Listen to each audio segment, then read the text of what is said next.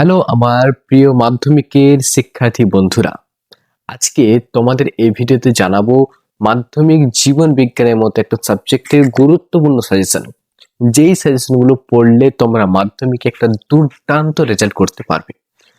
মাধ্যমিকের এই সাজেশনটা দেখার আগে তোমাদের কাছে ছোট্ট একটা রিকোয়েস্ট, এই ভিডিওটা অবশ্যই তোমার বন্ধুদের সঙ্গে শেয়ার করবে এবং চ্যানেলে নতুন হলে চ্যানেলটাকে অবশ্যই সাবস্ক্রাইব করে লাইক শেয়ার সবকিছু কমপ্লিট করে দাও। এই সাজেশন সিরিজ তোমাদের চলতে থাকবে। জীবন বিজ্ঞানের পরে ভৌত বিজ্ঞান আসবে, ভূগোল আসবে, ইতিহাস আসবে, অর্থাৎ প্রত্যেকটা সাবজেক্টের যে সাজেশন হবে সেই সাজেশনগুলো বিভিন্ন কোয়ালিটিফুল টিচার দিয়ে বানানো হবে, সেগুলো তোমাদেরকে প্রোভাইড করা হবে। তাই চ্যানেলটাকে সাবস্ক্রাইব করে অবশ্যই আমাদের পাশে থেকো।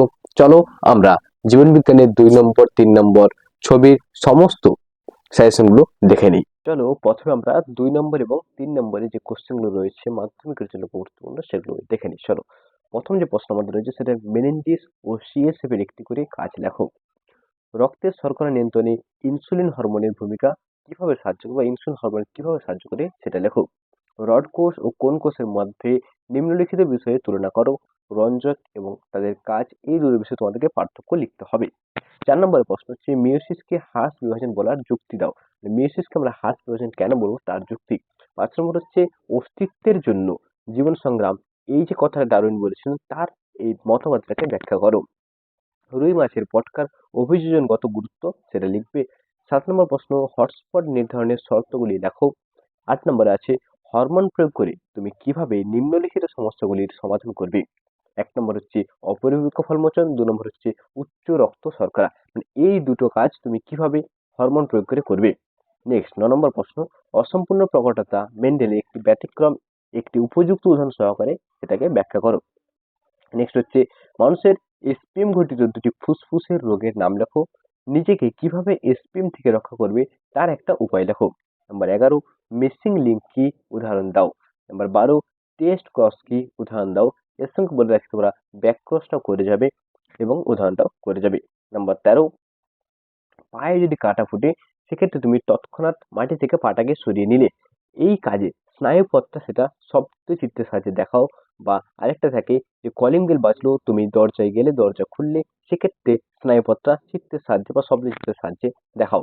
নাম্বার 14 স্বপরাজয় অপেক্ষায় ইতর পরাজয়ের উন্নত, সেক্ষেত্রে দুটি বৈশিষ্ট্য মাধ্যমে যুক্তি সহকারে বা যথার্থতা বুঝে লিখতে হবে। নাম্বার 15 হচ্ছে জলাভূমি ধ্বংস ও কৃষি জমির পরিমাণ হ্রাস পাচ্ছে, এতে পরিবেশের কি ক্ষতি হচ্ছে সেটা যুক্তিসহ ব্যাখ্যা। দেখা যেতে সাহায্যে জীব বিবর্তন কিভাবে হয় সেটার ব্যাখ্যা। বিদ্যালয়ে চতুর্থ বেঞ্চ থেকে বোর্ডে লেখা পড়তে তুমি তোমার চোখের উপচয়ন ক্ষমতাটা কিভাবে ব্যবহার করো সেটা দেখা যেতে সাহায্যে দেখাতে হবে। নম্বর 18 হচ্ছে মেন্ডেলের যে সূত্রগুলো আছে সেগুলো লিখবে। নম্বর 19 বায়োলজিক্যাল হটস্পট কাকে বলে। ভারতের যে কোনো দুটি হটস্পট সংক্ষিপ্তে বর্ণনা করো। এগুলো 3 নম্বর 2 নম্বর মিক্স করে আসবে। নেক্সট 20তে দেখো সংজ্ঞা দিয়েছে কতগুলো। অ্যামিনিফিকেশন, গ্রিনহাউস গ্যাসের প্রভাব, অ্যাসিড বৃষ্টি, জীব বিবর্তন কি, জাতীয় উদ্যান, রেড ডাটা বুক কি, নাইট্রোজেন স্থিতিকরণ বলতে কি বোঝো, অভয়ারণ্য কি, জাতীয় বনভূমি কি, সংরক্ষিত বনাঞ্চল কি, এই সংখ্যাগুলো তোমরা দেখে যাবে। 1 2 3 করে এগুলো চলে আসবে। নেক্সট হচ্ছে জলাভূমিকে প্রকৃতির বৃক্ষ বলা হয় কেন। সুন্দরবনকে বায়োস্ফিয়ার রিজার্ভ বলা হয় কেন। ইনসুলি সংরক্ষণ এবং এক্সিডি সংরক্ষণের মধ্যে পার্থক্য লেখো। শর্ট কোশ্চেন আসতে পারে ইনসুলি সংরক্ষণ এক্সিডি সংরক্ষণ কাকে বলে। নেক্সট চিড়িয়াখানা বটানিক্যাল গার্ডেনের মধ্যে পার্থক্য লেখো। আচরণ কাকে বলে, প্রাণীর আচরণ কিভাবে অভিযোজনে সাহায্য করে। অভিব্যক্তির সপক্ষে ভ্রূণ তত্ত্ব গঠিত প্রমাণটি আলোচনা করো।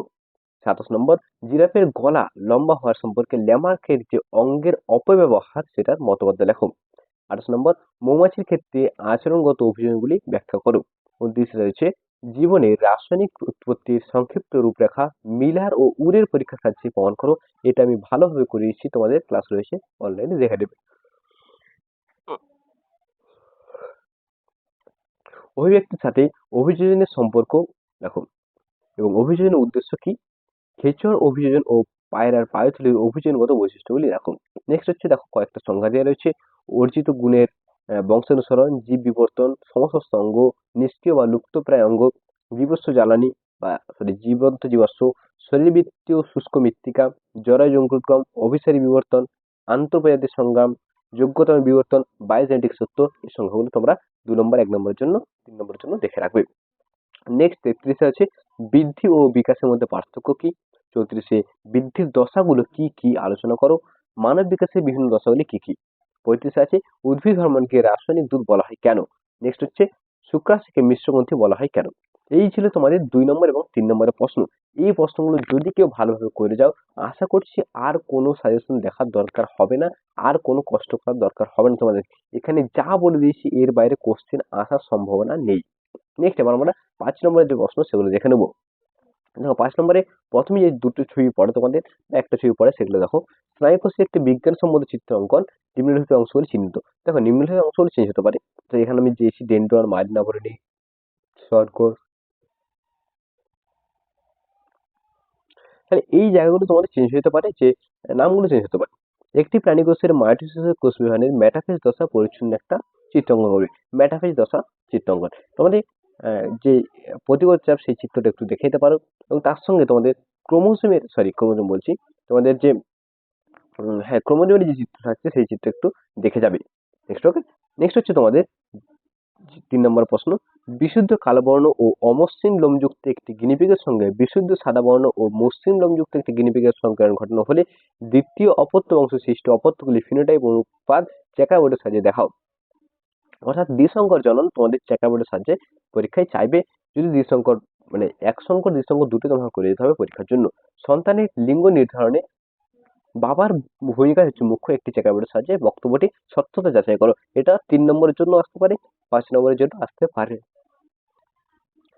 4 নম্বর প্রশ্ন রয়েছে হরমোন ও উৎসেচকের পার্থক্য করো। উৎস ক্রিয়া বৈশিষ্ট্য এগুলো দিয়ে তোমাদের 2 নম্বর পার্থক্য দিয়েছি।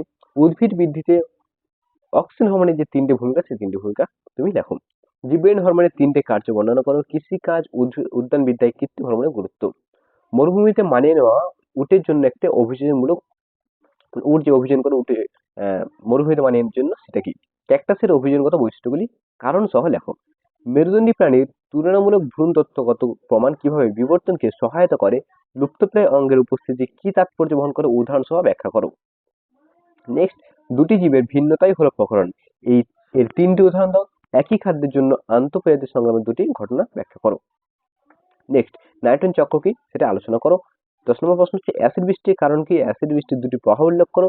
জীব বিবর্ধন কি, মানে এটা 1+2+2 এরকম করে আসবে। এবার দেখো সুন্দরবন, সুন্দরবনের যে 3টে পরিবেশগত সমস্যা সেটা লিখতে বলা হচ্ছে। নবায়নের ফলে লবণাম্ল উদ্ভিদের যে উচ্চতা বৃদ্ধির সমস্যা দেখা যাচ্ছে সেটা একটা ব্যাখ্যা রয়েছে। ভারতের বাইরে ভৌগোলিক ব্যাপ্তি, জীববৈচিত্র্য হটস্পট অবস্থান, ওই হটস্পটে বিভিন্ন বিপন্ন জীবদের নাম উল্লেখ করো। এইগুলো তোমরা দেখে নিবে। ক্রায় সংরক্ষণ কাকে বলে, অ্যাজমা বা হাঁপানির কারণ কি, নিম্নলিখিত শব্দটি আলোচনা করো। যে কার্জিনোসেন এবং মেটাস্ট্যাটিস এই দুটো দিয়ে তোমাকে হাঁপানি অ্যাজমাকে ব্যাখ্যা করতে বলছে, বা এই দুটো যে কারণ রয়েছে সেই কারণগুলো তোমাকে আলোচনা করতে বলছি। ইউক্যারিওটিক ক্রোমোজোম চিত্রাঙ্কন করে নিম্নলিখিত অংশগুলি চিহ্নিত করো। দেখো ক্রোমোজোম চিত্র আমি বললাম, এখানে দেখো দিয়ে রেখেছে, তো করে নেবে। নেক্সট, উদ্ভিদ কোষের মাইটোসিস কোষ বিভাজনের প্রোফেজ দশায় কি কি ঘটনা ঘটে। মাইটোসিস ও মিয়োসিস কোষ বিভাজনের মধ্যে পার্থক্য লিখো। বিভাজনের স্থান, ক্রোমোজোমের সংখ্যা। সপুষ্পক উদ্ভিদের যৌনজনের ধাপগুলি শব্দচিত্রের সাহায্যে দেখাও। অ্যামাইটোসিস কোষ বিভাজনের 2টি বৈশিষ্ট্য দেখো। জিরাফের গলা লম্বা কেন, ডারউইনের মতবাদ ব্যাখ্যা করো। উটকে উট অতিরিক্ত জল ক্ষয় সহন ক্ষমতা রয়েছে, আরবিসির সম্পর্ক স্থাপন করো। সমসমস্ত ও সমবৃত্ত অঙ্গের অভিব্যক্তিগত তাৎপর্য যুক্তি সহ বোঝাও। তাহলে যে হট ডাইলুট স্যুপ কি। 18 নম্বর প্রশ্ন হচ্ছে ম্যান্ডেল কর্তৃক নির্বাচনে মটর গাছের সাতটা বিপদধর্মী বৈশিষ্ট্যের সারণী দেখাও। থ্যালাসেমিয়া রোগের লক্ষণগুলো কি সেটা দেখাও। এবং এখানে দেখো এক সংকর এই দ্বিসংকর জনে মটর গাছটা দিয়ে দিয়েছি। 20 নম্বর হচ্ছে মিষ্টি জলের উৎস সমূহ দূষিত হওয়ার কারণগুলি যুক্তি সহ বোঝাও। পশ্চিমঘাট শ্রীলঙ্কা হটস্পটে বিপন্ন জীববৈচিত্র্যের একটি তালিকা প্রস্তুত করো। এই ছিল তোমাদের যে মাধ্যমিক 2026-এর জন্য জীবন বিজ্ঞানের সর্বশ্রেষ্ঠ সাজেশন হিসেবে তুমি এটাকে গ্রহণ করতে পারো। এই সাজেশন যদি তুমি করো, আর মনে হয় না কোনো সাজেশন তোমার করার প্রয়োজন হবে। আর এই সাজেশনের যদি পিডিএফটা পেতে চাও, তাহলে নিচে দেখো আমাদের ওয়েবসাইটের লিঙ্ক দেওয়া আছে। ওয়েবসাইটকে যদিও এখনো লাইভ করানো হয়নি, ওয়েবসাইটের লিঙ্ক দেওয়া আছে, সেই লিঙ্কে ক্লিক করে তুমি নিচে আসবে, মাধ্যমিক সেকশন থাকবে, মাধ্যমিক সেকশনের সেখানে গিয়ে তুমি সাজেশনে ক্লিক করলে সাজেশন ক্লিকে 2026-এর পিডিএফ বেরোবে, অর্থাৎ 2025 লেখা থাকতে পারে, 2026-এর পিডিএফ বেরোবে।